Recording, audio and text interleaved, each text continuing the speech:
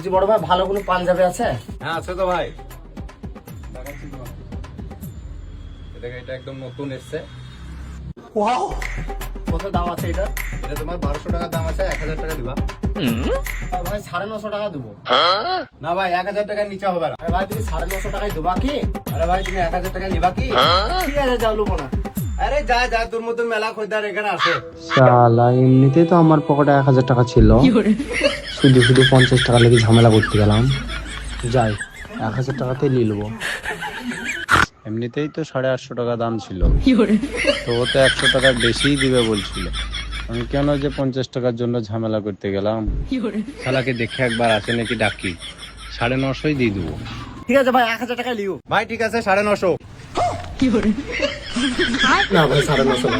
না ভাই 1000। 950 না ভাই 1000। তুমি তখন আগে 950 বললা।